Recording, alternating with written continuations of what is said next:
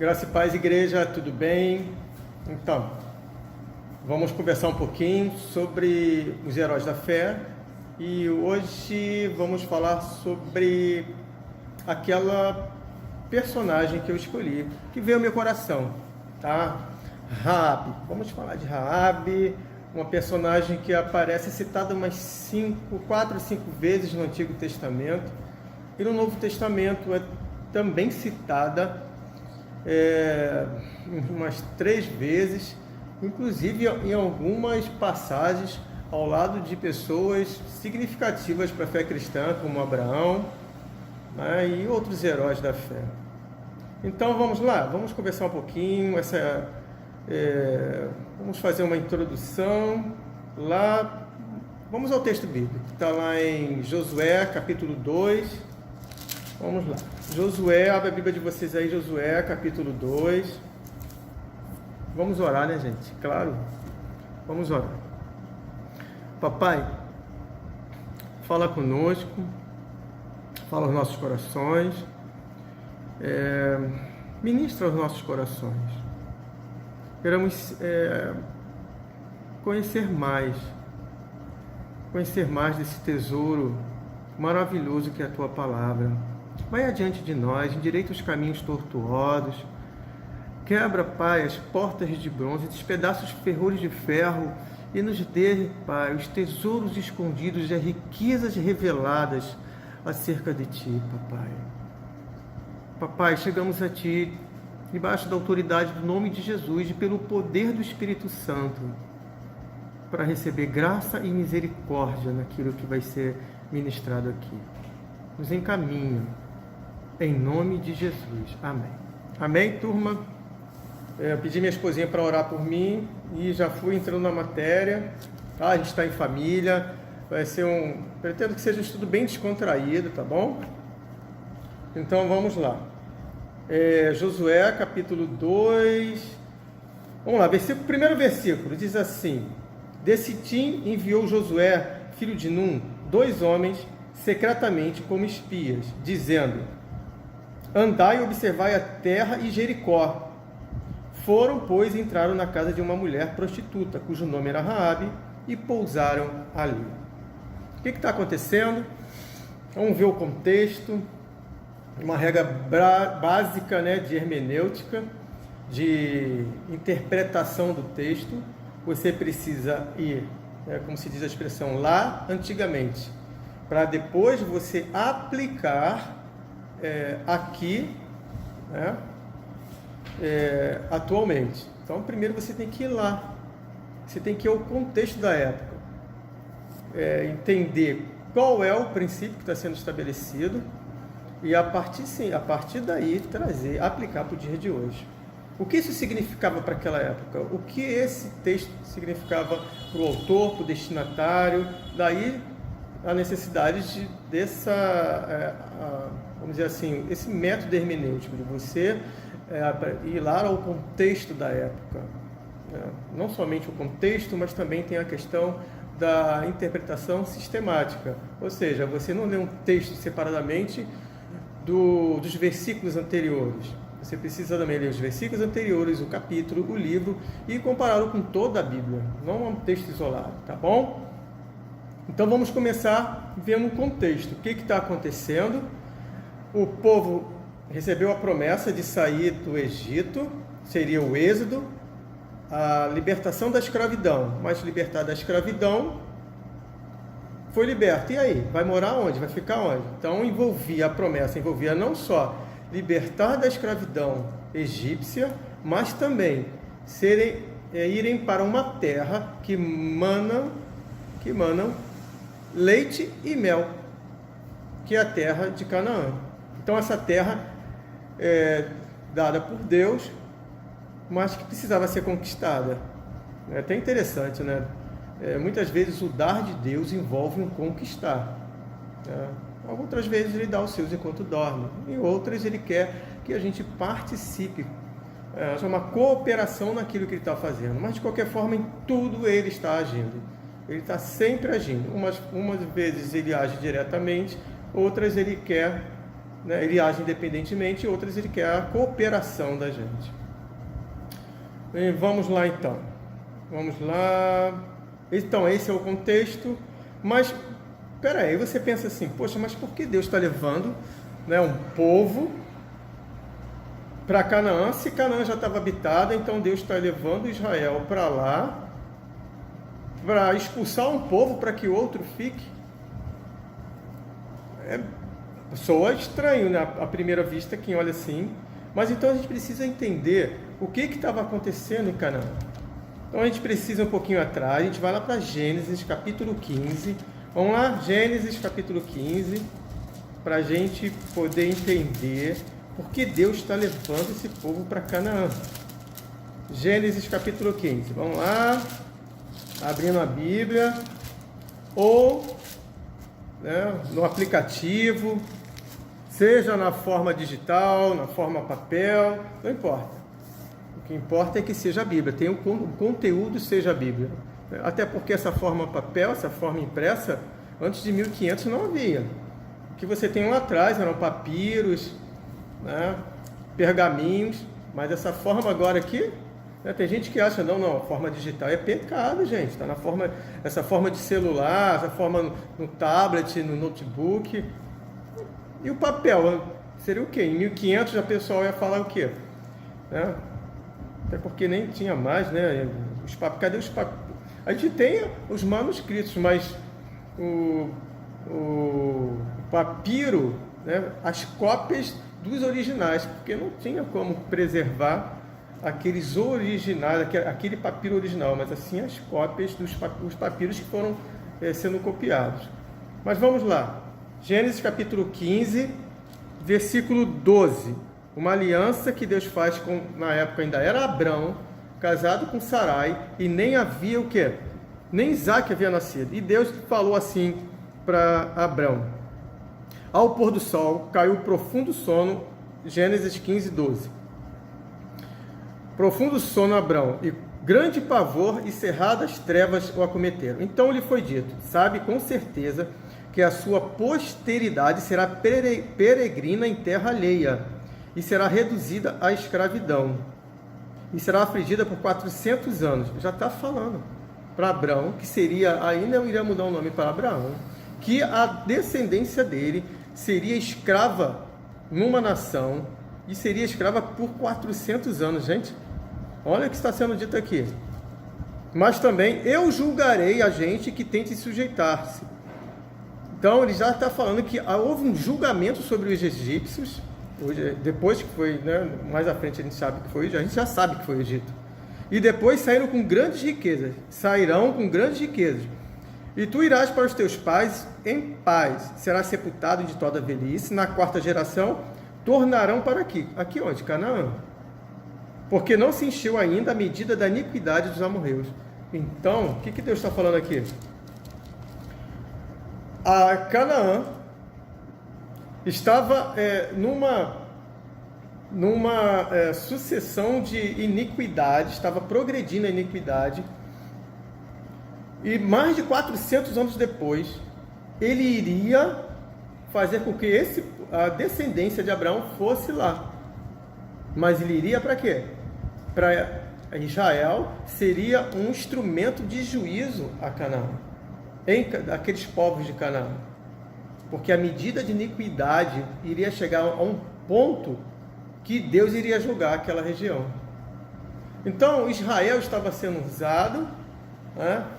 Não era assim, vou levar Israel para lá e vou expulsar aqueles povos, simplesmente expulsar aquele povo porque eu não me importo com os outros povos, só me importo com esse povo aqui.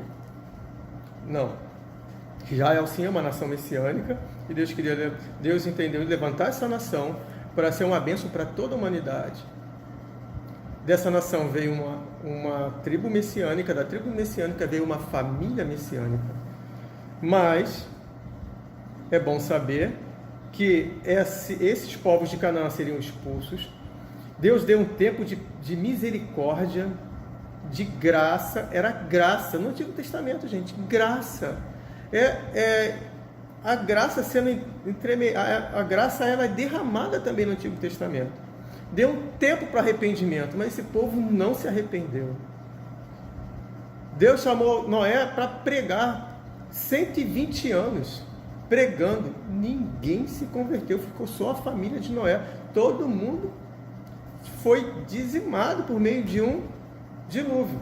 Por quê? O povo foi tão rebelde contra Deus que Deus enviou um dilúvio e iniciou tudo de novo com Noé. Então a iniquidade daquele povo estava levando Deus a exercer juízo. E Israel, por sua vez, vou adiantar aqui, Israel, por sua vez, se desviou de maneira pior do que os cananeus. E Deus exerceu juízo sobre Israel por meio do Império Assírio e Império Babilônico. Eles foram deportados. Então é isso. Há o juízo de Deus sendo exercido. Havia um propósito. Tá bom? Então, dito isso, vamos lá ver agora Josué capítulo 2 e ver o que está acontecendo. Então, a primeira cidade, de Canaã a ser atacada seria uma fortaleza, uma cidade fortaleza, inexpugnável para a época. As muralhas que cercavam Jericó eram duplas, uma muralha externa de mais ou menos de 8 a 10 metros, com quase 3 metros de largura. A mais interna, a mesma coisa, havia um vão entre uma muralha e outra, segundo os arqueólogos, e era inexpugnável, uma fortaleza, meus irmãos. E o que acontece? Jericó também, vamos falar um pouquinho de Jericó.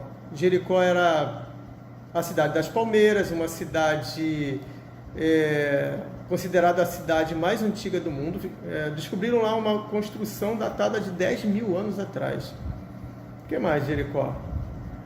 Jericó hoje está sob o poder da autoridade palestina. Lá tem um monte chamado Quarentano, que se entende que é onde Jesus fez os 40 anos de jejum. Tem também uma árvore que eles entendem foi onde Zaqueu subiu, para ver Jesus, e mais alguns detalhes. Então, esse é Jericó. Mas vamos saber agora, vamos dar uma pausa e vamos ver que tipo de iniquidade estava acontecendo naquela terra. O que os cananeus praticavam que gerou esse juízo de Deus sobre esse povo. Vamos abrir em Levítico 18. Levítico capítulo 18, a gente vai ver um pouquinho do que aquela galera estava fazendo de tão abominável a ponto de Deus, na Bíblia fala assim, a terra vomitou aquele povo. Não teve como, o coração ficou tão duro que não teve arrependimento. Vamos lá. Levítico 18, 3. Vamos ler do 1 em diante. Disse mais o Senhor a Moisés: fala aos filhos de Israel e dize-lhes: eu sou o Senhor vosso Deus. Não fareis segundo as obras da terra do Egito em que habitastes. Eles já tinham saído, em Levítico, já tinham saído, já estavam no Êxodo, já tinham saído de lá e estavam caminhando para a terra de Canaã. E nem fareis segundo as obras da terra de Canaã, para a qual eu vos levo. O Senhor estava levando para lá. Não faça segundo as obras da terra de Canaã, e nem ande nos seus estatutos, nos seus procedimentos, seu modo de ser.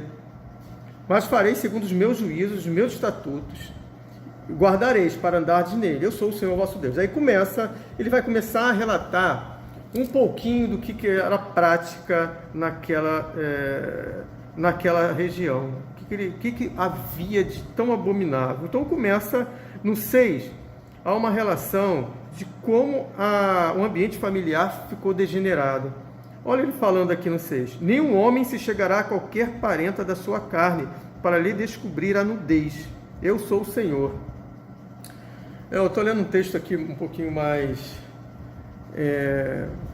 que vai mais para a literalidade, mais no método de tradução formal. Vou pegar aqui uma tradução dinâmica, que é a NVI, vai ficar melhor aqui para a gente ler esse texto, porque descobrir a nudez para alguns vai falar assim, caramba, poxa, não descobriu a nudez de um parente. Aí alguém pode, descobrir a nudez, quando eu tomava banho quando criança com meu pai, então estava em pecado, não podia ter tomado banho com meu pai, né, criança. Mas, na verdade, quando ele fala de descobrir a nudez, ele está dizendo ter relações sexuais. Ele vai relatar aqui relações sexuais entre mãe e filho, entre pai e nora, entre o homem e sua neta. Tamanha degeneração na família que chegou esse povo. Mas eu gostaria de fazer um parênteses aqui, já que a gente está numa escola dominical, e falar um pouquinho sobre essa questão de tradução da Bíblia. Eu acho importante, porque às vezes a gente pega uma Bíblia, acha assim esquisita, aí pega uma outra, mas espera aí, essa daqui diz assim. Eu estava revendo há pouco tempo um pouquinho sobre isso, sobre a questão de tradução, e você às vezes vai escolher uma Bíblia e fica assim meio perdido. Então vamos lá, só um parênteses, tá? Existem dois métodos básicos de tradução da Bíblia. O método da equivalência formal e o método da equivalência dinâmica. A equivalência formal, ela leva em conta o autor do texto e o idioma em que foi escrito. Sendo assim, e mais, é palavra por palavra. Então, geralmente, os textos na equivalência formal, eles são mais rebuscados, um pouquinho mais difícil de entendimento, como agora. A gente acabou de ler aqui, não descubra a nudez. Lá no texto original vai estar lá, descobrir a nudez. Então, ele traduz palavra por palavra. No método da equivalência dinâmica, ele leva em conta o leitor, no caso sou eu, no meu idioma. Então, na hora da tradução, ele vai na palavra e lê lá, descobrir a nudez. Poxa, mas como isso fica para os dias de hoje? Na leitura de um leitor, em português, descobrir a nudez, ter relações sexuais. Olha como fica no texto, por exemplo, da NVI, que é uma tradução dinâmica. Ele diz assim, 18:6. Ninguém poderá se aproximar de uma parenta próxima para se envolver sexualmente com ela. Eu sou o Senhor. O 7. Não desonre seu pai envolvendo-se sexualmente com a sua mãe. Ela é sua mãe. Entendeu? Não é descobrir literalmente, né? Se for a gente falar a literalidade, seria descobrir a nudez. Então, mas quem está começando a ler a Bíblia, teria uma certa dificuldade. Então tem equivalência formal, o pessoal estudioso gosta da equivalência formal, por causa da literalidade, da proximidade maior das palavras, mas também tem textos, tem Bíblias que a tradução, ela usa equivalência formal e equivalência dinâmica, seria mista, e tem as paráfrases, né? Na verdade, a paráfrase não é uma tradução, é uma interpretação do texto. Acho que umas famosas seriam a mensagem, a nova tradução na linguagem de hoje são paráfrases. Então, a paráfrase você tem que entender que está usando um texto que é uma interpretação. Então, você tem que confiar nessa equipe que está fazendo isso. Eu gosto muito dessa Bíblia, a Mensagem. Eugene Peterson e sua equipe fizeram um trabalho muito bom, mas é uma interpretação. E qual Bíblia que você vai usar então? E agora? Eu gosto muito quando o Ângelo Basso fala assim, todas, com aquela barba dele ruiva, né? Realmente são todas. Você usa a dinâmica, você usa, seriam, por exemplo, uma NVI, você usa uma equivalência formal, como por exemplo Almeida Corrigida Fiel, Almeida Revista e Corrigida. Uma equivalência mista, você tem Almeida século XXI, Almeida contemporânea. Então é isso, tá bom? Eu vou usar um texto de uma equivalência dinâmica para facilitar o entendimento, tá bom? Então vamos seguir? A família está degenerada, as pessoas estão tendo relações sexuais entre si. Pai, mãe, filho, nora, neto, e tá assim, naquela região. Está tão degenerada moralmente que olha o que diz o 21, Levítico 18, 21. Não entregue os seus filhos para serem sacrificados a Moloque. Não profane o nome do seu Deus. Eu sou o Senhor. as afeições de mãe, de filho, de pai com filho, a família ficou tão degenerada, olha a progressividade, que chegaram ao ponto de queimarem, porque Moloque era uma entidade que exigia sacrifício de crianças, mas na devoção máxima dos próprios filhos, né?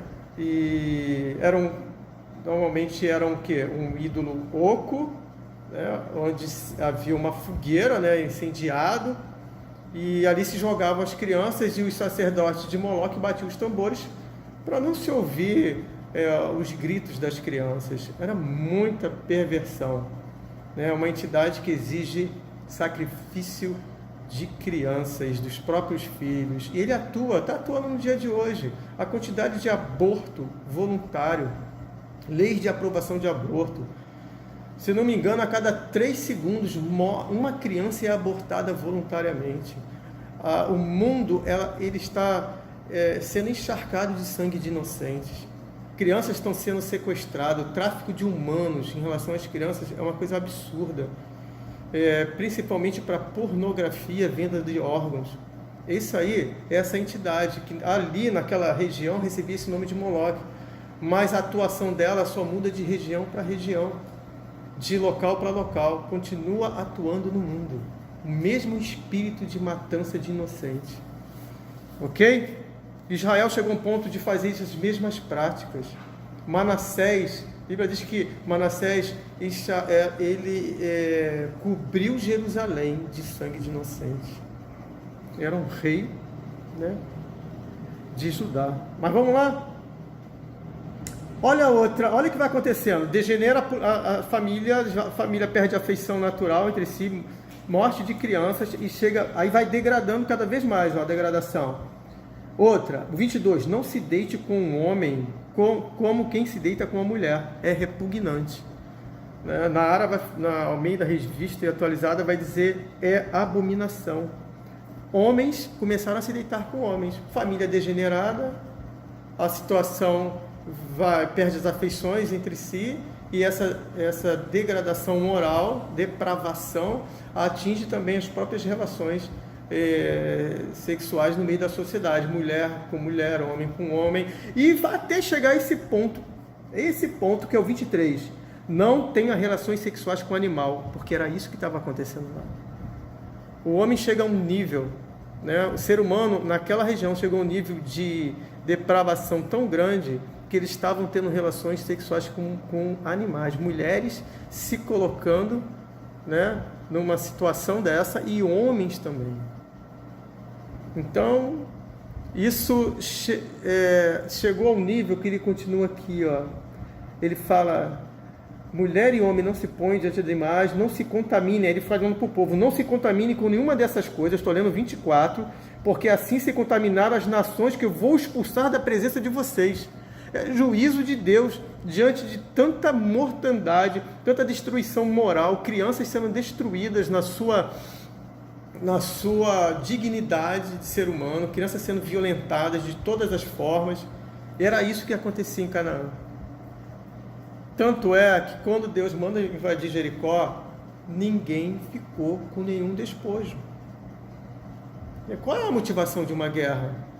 Em geral, qual é a motivação? Economia, dinheiro e poder. Aqui não. As guerras que Deus mandou Israel travar são guerras eles como um instrumento de juízo de Deus. Israel ou se defendia ou ele guerreava segundo a determinação de Deus. Jericó foi totalmente destruída e queimada. Só teve um cidadão que fez aquilo que não deveria fazer. Pegou prata, ouro e uma boa capa babilônica. Foi Acã. A palavra Acã significa perturbador. E trouxe um grande problema para Israel por o que ele fez. Porque não é essa a motivação. A motivação é Deus exercendo juízo. Ele é o Senhor das nações. Ele comanda o universo. Israel estava sendo usado para isso. E Acã, Acã veio, o coração dele, o coração de um homem caído, um homem que deixou a natureza caída tomar conta. Um homem que viu tudo aquilo que aconteceu, de milagres, maná, viu uma geração inteira acima de 20 anos de idade morrer no deserto, porque se rebelaram contra Deus. Ele viu tudo isso, a coluna de fogo, tudo que Deus, a nuvem que pairava sobre Israel no meio do deserto, as águas sendo ministradas para eles, toda aquela ministração, e ele se desviou do Senhor. Mas então, deu para entender o contexto, gente, o que está acontecendo? Israel vai lá, sendo um instrumento de juízo de Deus. Tá bom? Como diz Abacuque, o justo viverá pela fé. Quando Abacuque fala para Deus assim, há muita injustiça, está tendo muita injustiça em Israel. E Deus fala para Abacuque que traria uma nação para exercer juízo sobre Israel. Só que aquela nação, Abacuque fala, essa nação é muito pior. Aí Deus fala para ele, o justo viverá pela fé. Confia em mim, eu sei o que eu estou fazendo. Deus sabe o que está fazendo, gente. Ele está no controle do universo. A sua vida, ela tem um tempo determinado. Está lá em Salmo 139, todos os nossos dias estão registrados no livro de Deus. Você vai morrer no tempo e no modo de Deus. É assim que vai acontecer. Você não sabe quando, nem como, mas o Senhor sabe. E nem por isso você também vai ser imprudente, né? Não vai obedecer o que as autoridades determinam, desde que não seja contrário às Escrituras Sagradas. Tá bom? É isso. Interessante que lá no Novo Testamento a gente tem um personagem que Deus fala que ele não iria morrer enquanto ele não visse o Senhor, o Salvador. Então Simeão, ele se tornou um imortal. E mais interessante, você sabe o que é? Você não vai morrer enquanto não vê o Salvador. Então a morte não alcançava Simeão. Mas Simeão, quando viu o Salvador, aquela criança que foi levada pelos pais ao templo, e Simeão pegou aquela criança santa, perfeita, pura, Jesus Cristo, como bebezinho, o Criador de todo o universo. Ele fala assim, agora pode despedir-me em paz. Não tinha nada mais, tinha valor. Diante daquela revelação, diante de Jesus Cristo, o que mais ele queria viver? Ele não queria mais ficar aqui. Ele simplesmente, a missão dele, tudo que de mais importante, a pérola mais preciosa, o tesouro do campo, ele encontrou. O que há de maior valor, o maior presente que a humanidade poderia receber do Pai, que é Jesus. Jesus é o nosso maior presente. Às vezes tem uma música que fala assim, o melhor de Deus está para vir, o melhor de Deus já veio. Jesus é o melhor de Deus. E ele vai voltar para consumar a obra, ele vai estabelecer justiça na terra. Tá bom, gente? Não tenha medo do tempo que há de vir, porque é um tempo de entronização de Jesus Cristo aqui na terra. Amém? Vamos lá, vamos continuar. Então a gente já tem uma noção do que está acontecendo. Vamos voltar lá para Josué, capítulo 2.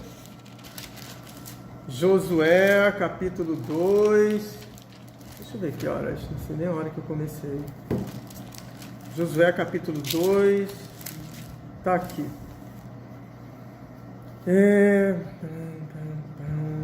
Então, eles entraram em Jericó, mandou 2 espiões para Jericó, na casa de uma mulher prostituta cujo nome era Raabe, e pousaram ali.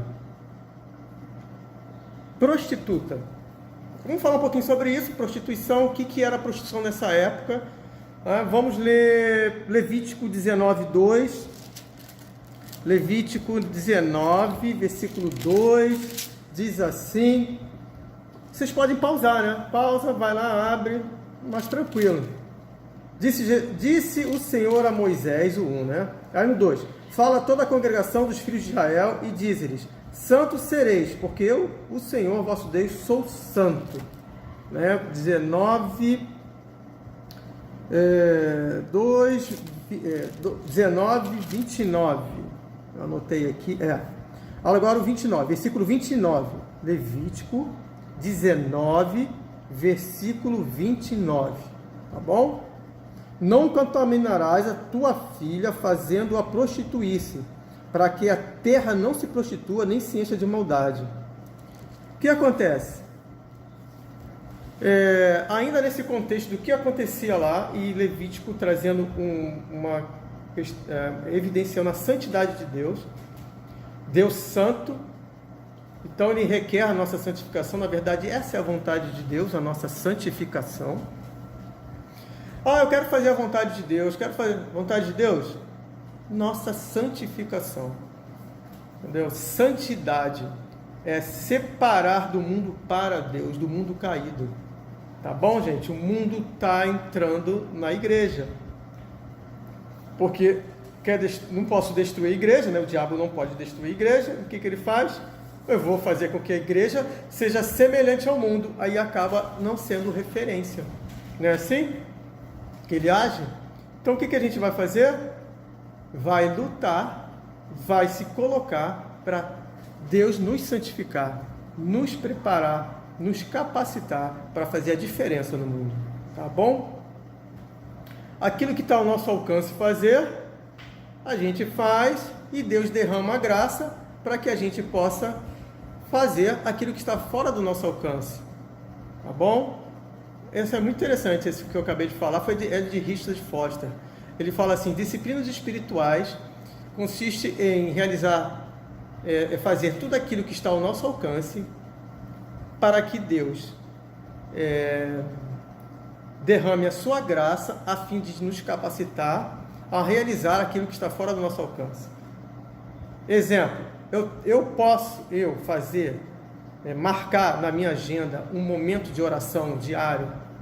Eu vou marcar, todo dia eu vou tirar 20 minutos para ter um tempo, atenção exclusiva para Deus. Eu posso fazer isso? Está ao meu alcance fazer isso? Está ao meu alcance.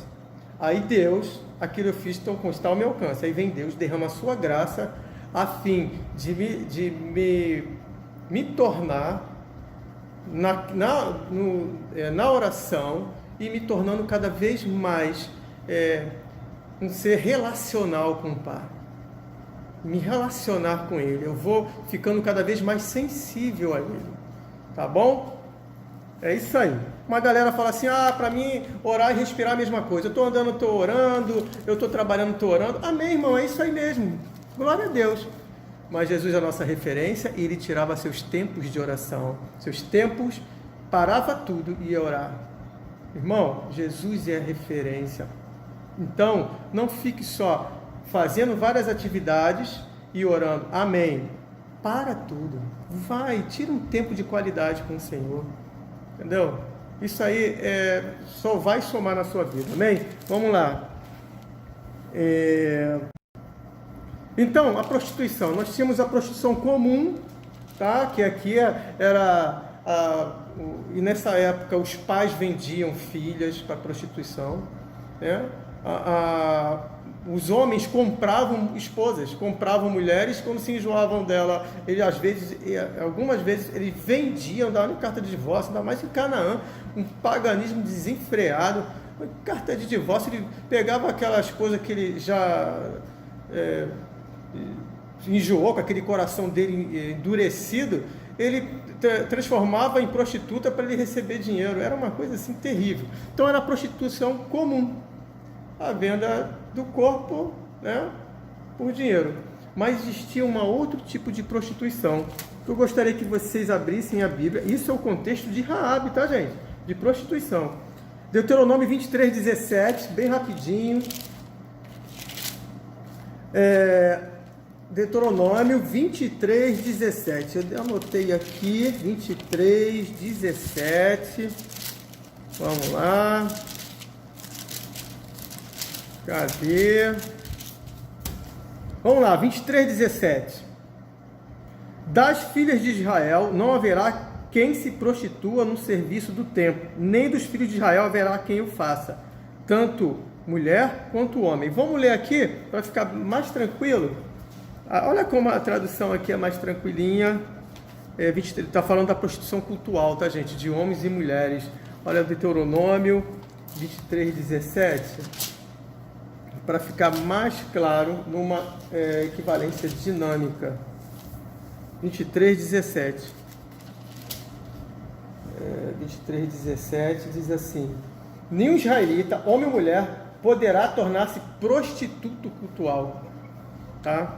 Que talvez você lendo aqui não entenda o que está acontecendo.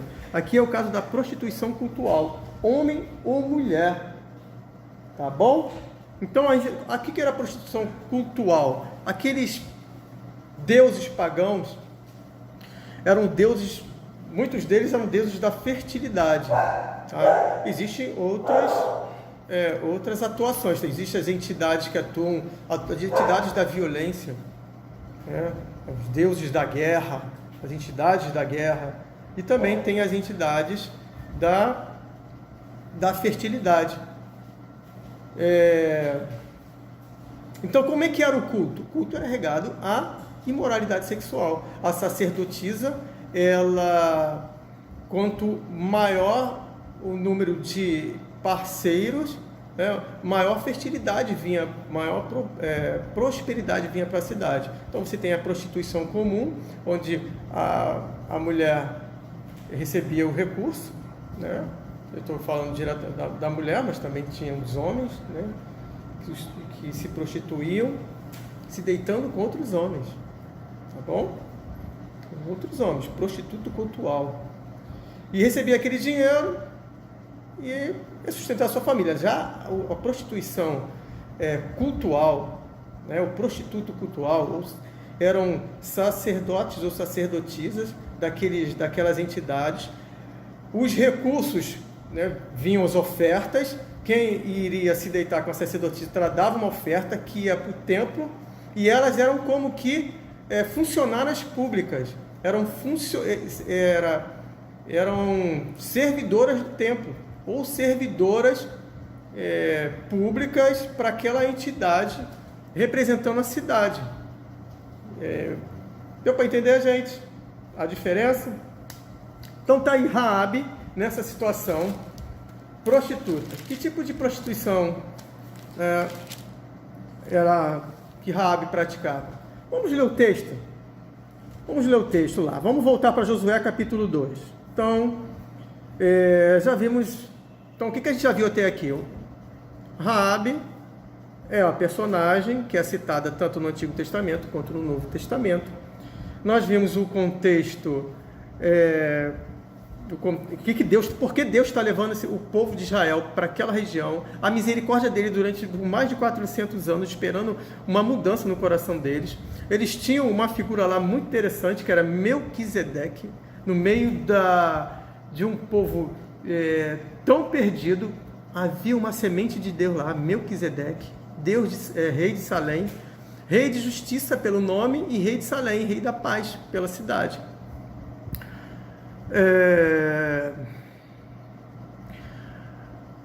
E nesse contexto é bom saber, né, que Deus sempre coloca uma semente dele em todo povo, tribo, língua e nação. Lê um livro chamado Fator Melquisedeque, é muito interessante sobre essa questão.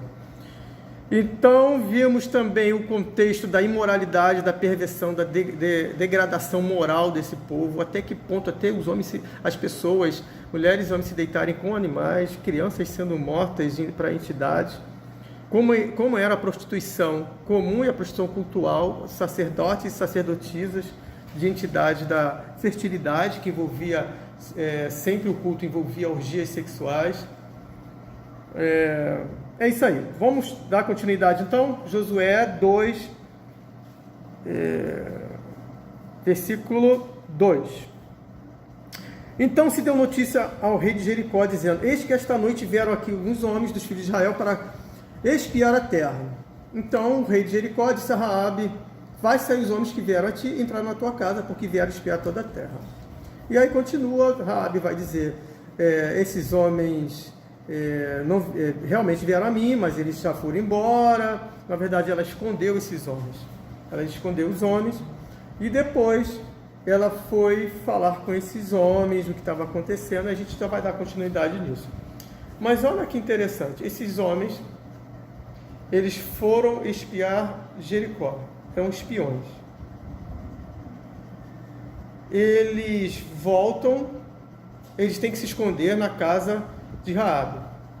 Então, qual era o tipo de prostituição de Raabe? Eu tenho por mim que Raabe não era uma simples prostituta. Ela era uma prostituta cultual. Por quê? Eles desconfiaram que aqueles homens não eram daquele povoado. Aqueles homens eram diferentes, mas eles foram na casa de uma sacerdotisa cultual. E se não fosse uma simples prostituição, aqueles guardas, desconfiando, entraram, pegavam aquele homem e levavam para o rei. Mas eles foram falar com o rei. E o rei teve que dar uma ordem. Porque, a meu ver, era uma sacerdotisa. E não qualquer pessoa poderia ter influência, não tinha essa, vamos dizer assim, os soldados ou qualquer outra pessoa não tinha autoridade sobre ela, precisava ter uma ordem do rei.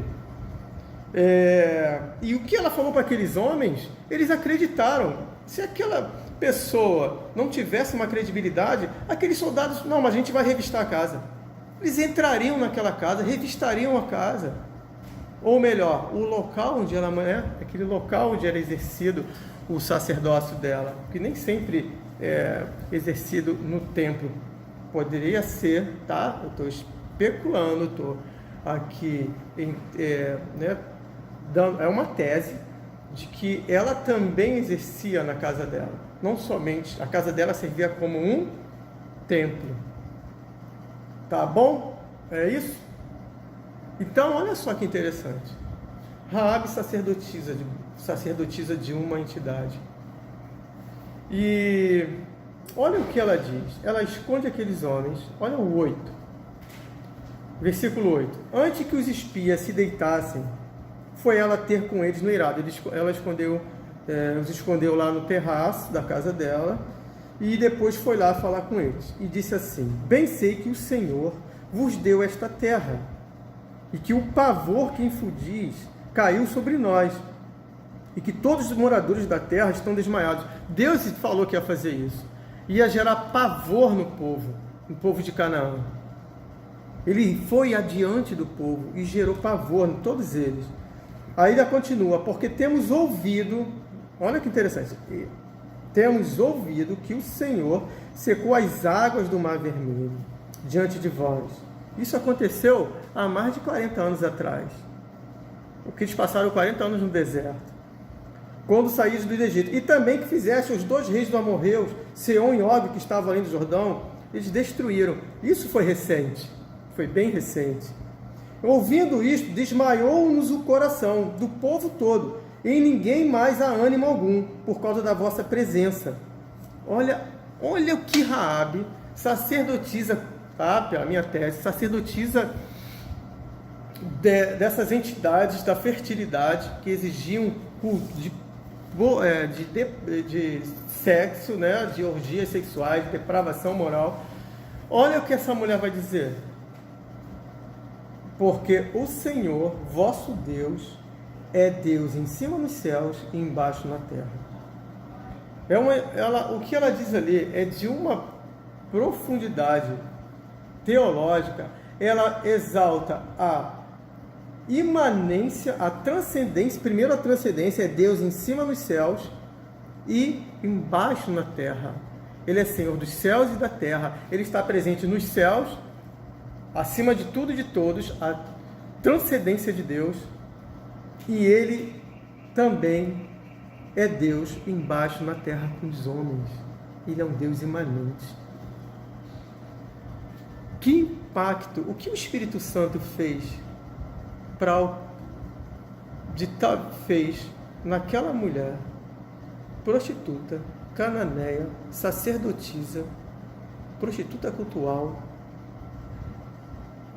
a ponto de transformar essa mulher de tal forma que ela, além de falar isso, é tão impactante, ela sabe até o nome, né?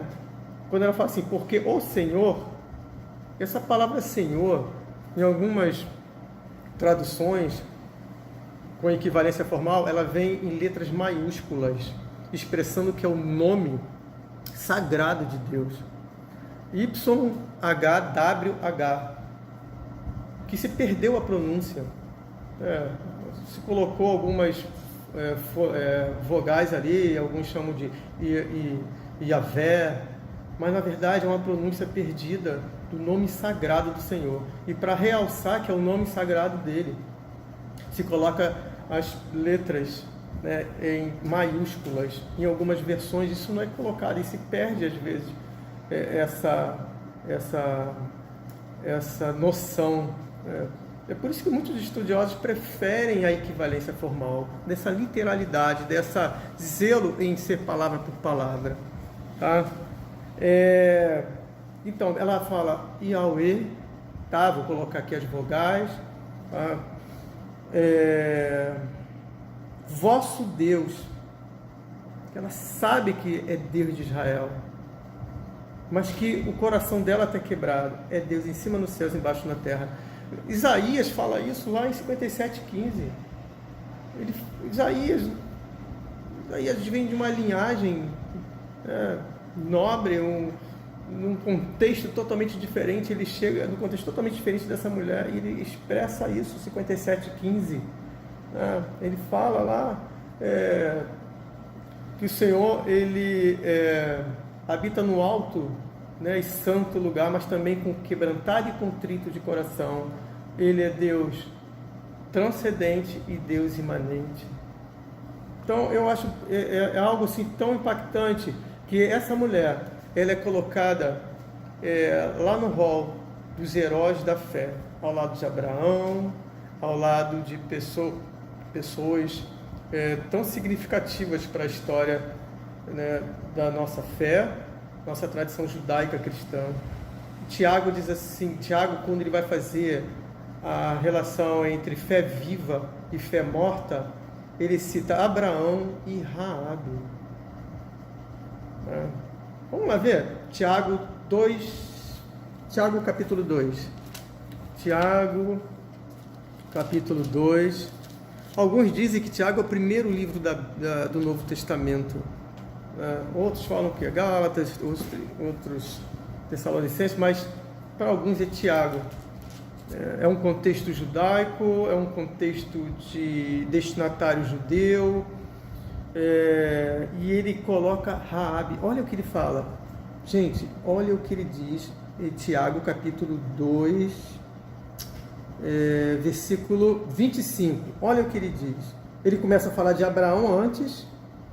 Ele fala de Abraão e logo depois ele fala de Raabe. É claro que ele não está falando aqui, né, de justificação por obras. Ele está fazendo uma oposição entre fé viva e fé morta. Aí ele fala assim: de igual modo, Tiago capítulo 2, versículo 25. De igual modo, não foi também justificada por obras a meretriz Raabe quando acolheu os emissários e os fez partir por outro caminho?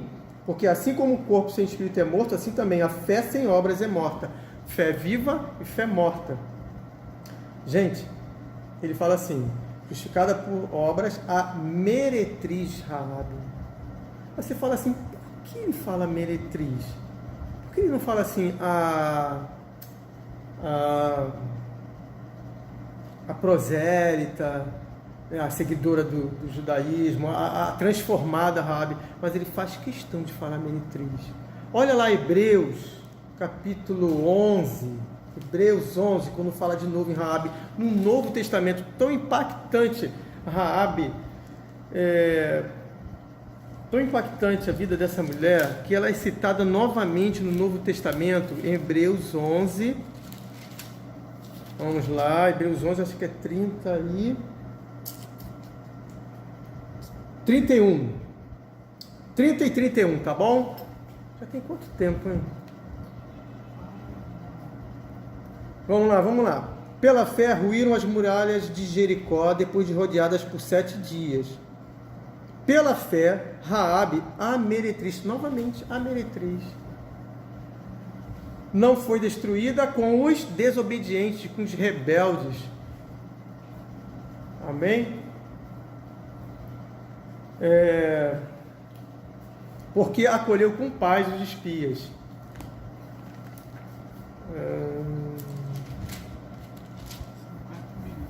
Então, pela fé, Raabe, a meretriz. Por que a meretriz? Por que novamente fala meretriz? Gente, vamos lá entender então aqui. Josué manda espiões. Para quê? Por que um comandante de um exército, porque Josué é um comandante de um exército, ele não somente está liderando o povo, mas ele era o general de Moisés. E ele agora é o líder daquela nação, mas ele é um general. Ele é o comandante daquelas forças armadas. E o que pensa, né, numa guerra, uma força armada, um general? Eu preciso saber onde está o inimigo, quais são as forças do inimigo, como ele age, como ele pensa. Por isso vem a espionagem. E assim eu vou ter informações para poder contra-atacar. Então Josué fez aquilo que já fazia parte da natureza dele. General. Então o que acontece? Ele manda espiões. Os espiões correm para aquela casa, ficam lá, saem. Aí ele vai, Josué, aí vão vindo as situações, passagem do Jordão, no 3, no 4, tira as pedras, memorial, 5, a circuncisão. No 5, 13... Estando Josué ao pé de Jericó, levantou os olhos e olhou. Eis que já se achava em pé diante dele um homem que trazia na mão uma espada nua. Mas ele estava no sopé de Jericó, ali. Por que ele estava ali? O que ele estava fazendo ali? Já estava próximo dele guerrear, né, de Israel, lutar contra Jericó. Na cabeça dele, ele estava ali pensando como é que seria, como ele iria poder ultrapassar aquela muralha, como seria essa luta, que estratégia ele usaria, quem aparece na vida dele, quem aparece ali? Uma teofania, uma manifestação visível de Deus. E segundo alguns estudiosos, na verdade é uma cristofania, é uma aparição de Jesus pré-encarnado. Ele chega ali, eu sou o comandante. Essa aparição, né, essa teofania ou cristofania, ele estava ali em pé e ele pergunta a Josué: então, você é um dos nossos ou dos nossos adversários? A resposta é muito interessante. Ele respondeu: não. Né, na equivalência dinâmica vai falar, ele disse aqui na NVI: nem sou de vocês nem deles. Ele é Senhor de todos. Ele é o Senhor Todo-Poderoso. Ele é o comandante de todas as tropas, é que ele vai vir estabelecer justiça. Quando a gente vê lá ele descendo e vindo estabelecer justiça aqui na terra, ele está acima de tudo, de todos. E ele fala assim: eu sou o príncipe, eu sou o comandante, eu sou o principal dos exércitos do Senhor e acabo de chegar. É comigo, Josué, não é contigo. Se prostra. Esse Josué se prostra, adora, e ele fala assim: tira as sandálias, Josué. Sou eu que vou estabelecer estratégia, sou eu que estabeleço como é a guerra, sou eu que venço. Quando Moisés falou assim: como eu vou falar com o faraó? Quem sou eu? Deus fala assim para ele: eu vou contigo. Acabou. Um com Deus é maioria, um com Deus é invencível. Entendeu? Então, mas olha só, então, para que os espias? Se Deus estabeleceu tudo, Deus falou aqui como é que seria a destruição no 6. Então disse o Senhor Josué: ó, entreguei Jericó nas tuas mãos, então vai ser assim, ó, vocês vão rodear o 3, 6, 3. Vocês, todos os homens de guerra, vão rodear a cidade. Deus estabeleceu toda a estratégia e a muralha iria cair por meio de algo inusitado, para estabelecer bem que é milagre, grito. Foi um berro. Primeira vez eles rodearam a cidade uma vez, com as trombetas tocando dos sacerdotes. A segunda, no sétimo dia eles rodeariam 7 vezes, tocariam trombeta, e quando fosse estabelecido o momento do grito, as muralhas iriam cair e eles iriam avançar. É claro, né? Então, por que os espias? A graça, meu irmão, a graça de Deus que foi tudo aquilo, todos aqueles espias, toda aquela situação, é porque havia uma mulher cujo coração já era totalmente dele. Como diz a palavra de Deus, os olhos do Senhor percorrem toda a terra para se mostrar forte para com aqueles cujo coração é totalmente dele.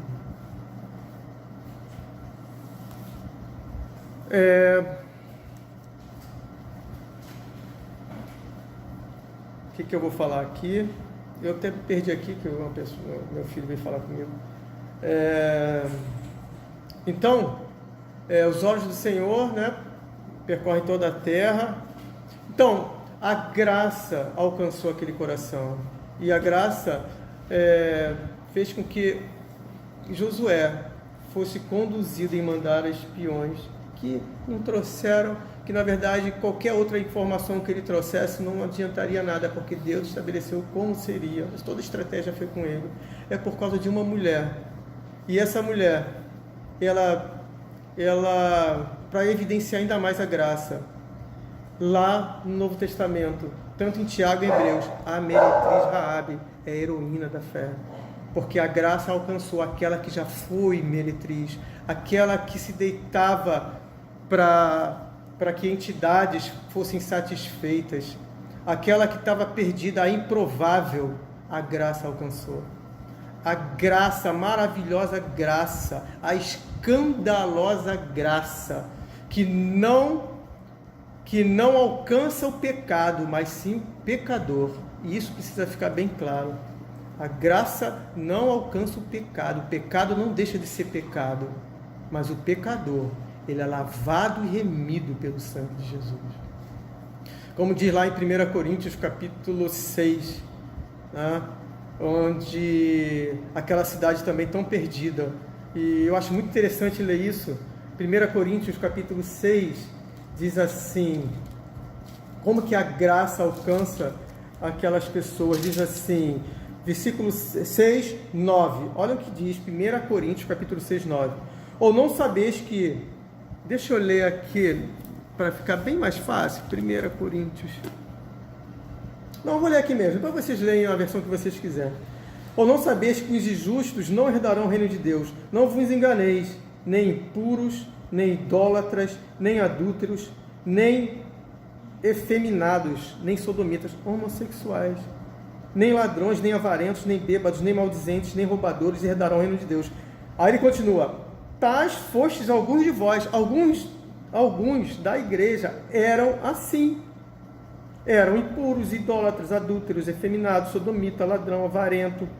Mas vós, estou lendo 11, versículo 11 do capítulo 6 de 1 Coríntios. Mas vós vos lavastes, mas fostes santificados, mas fostes justificados em nome do Senhor Jesus Cristo, no Espírito do nosso Deus. O que eles eram foi passado, foram lavados, transformados. O que eles praticavam acabou. A graça alcançou o pecador, embora condene o pecado.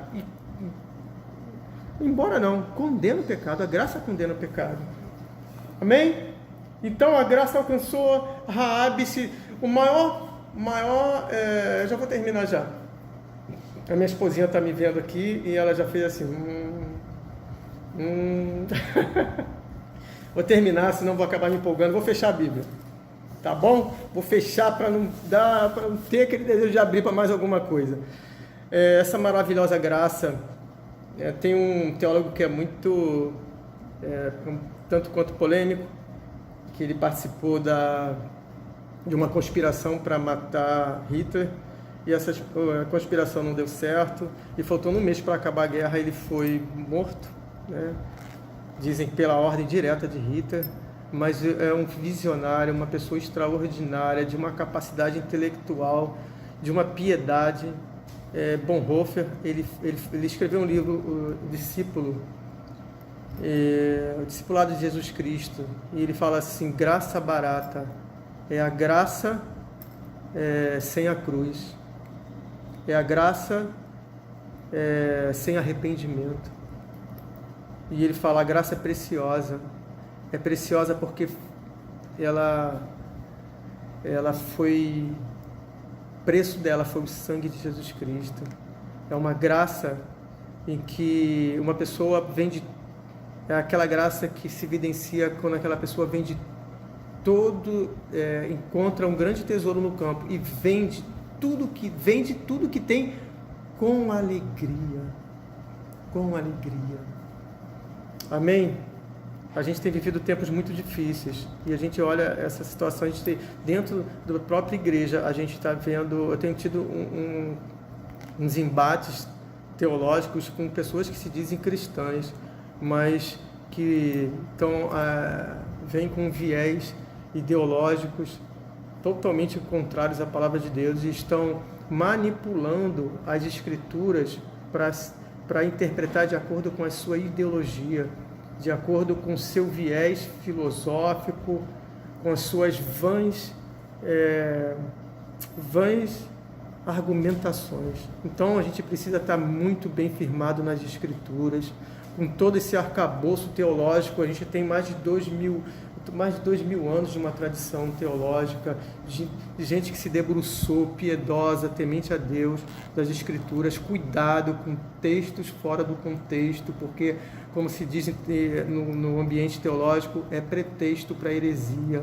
Muito cuidado com isso. Tá bom, gente? Para finalizar, queria indicar um livro, já que a gente vê hoje as famílias tão destruídas, né? Os alicerces delas, os fundamentos. Queria indicar esse livro aqui, tá? Não sei se vai dar para ver direitinho, tá bom? Vou indicar esse livro, Reconstruindo o Fundamento Bíblico. Dá uma lida nisso daí, vai ser muito bom nesses dias de hoje. Amém? Vamos agradecer, papai. Muito obrigado, papai, pelo tempo que passamos aqui. Que o Senhor possa falar bastante ao nosso coração, a começar por mim, a começar pela família que o Senhor me deu. Começar pela Drica, pela Gabriela, Joana e Augusto, e cada um que estiver ouvindo, que estiver participando dessa ministração, o Senhor possa falar ao coração de cada um. Eu oro agradecido por esse nome maravilhoso que é Jesus Cristo e pela condução do Espírito Santo. Obrigado, papai. Amém, Jesus. Amém.